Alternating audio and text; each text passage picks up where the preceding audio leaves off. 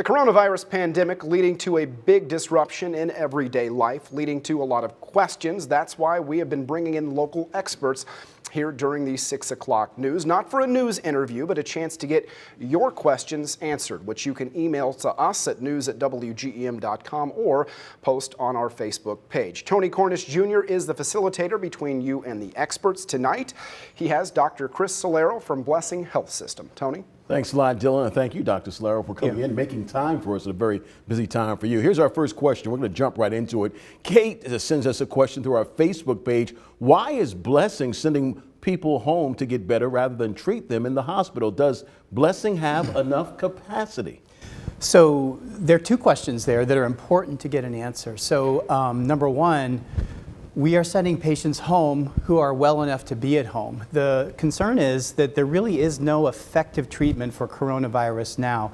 And even if we test you and we don't have a test result back, most people can actually be at home and get better on their own with social isolation and quarantine.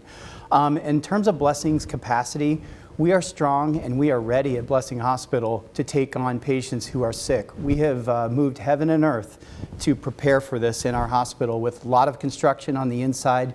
We have reorganized our emergency department triage process. We've opened up a number of beds that are all ready. And while we haven't seen that surge yet, we are prepared. Very good. Rox Mitchell sent a question into our Facebook page as well. Why aren't people being tested? Several people I know have been sick and have been denied testing. So that's a great question. So as we all know from the media, testing has been limited and has not been rolled out to the degree that even some other countries have, like South Korea, for example. While we have tests on hand, we are following CDC guidelines as to who should be tested. And the folks who we are testing currently are people who are sick enough to be in the hospital because we need to know where is the appropriate place to take care of them for infection control purposes. Right. The other is, if you are a healthcare worker and you're sick and you may come into contact with lots of people, you deserve a test. In addition, if you're a public service worker, like a policeman or a fireman who may come in, that doesn't mean that we may not test you at home, but as tests become more available, we anticipate testing to a wider audience.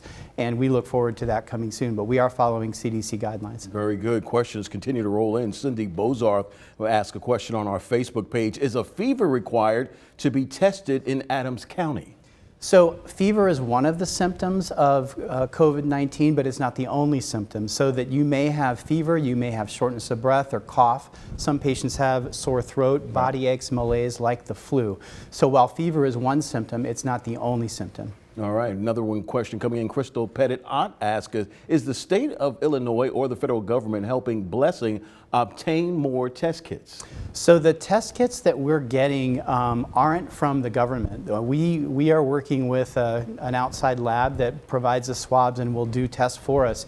In addition, we're working very, very hard to get our testing done in the hospital itself.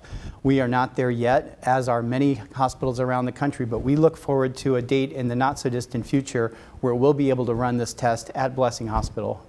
Another quick question I have, ventilators. It's a hot topic now in this virus pandemic that we're facing. Blessing's situation as far as ventilators are concerned. We have enough ventilators, and we have become very we're focusing very heavily on how many ventilators we have. We're also mobilizing ventilators from other parts of the hospital. For example, in the operating rooms where we're not doing as many surgeries, we can use those ventilators as well. So we are prepared. All right, very good. Thanks for that. We're going to take a quick break right now, but when we come back, we'll have more of your questions that will be answered here on air. You can still send in your questions on our Facebook page or email them to us at news@wgem.com. We will continue with more of your questions after this.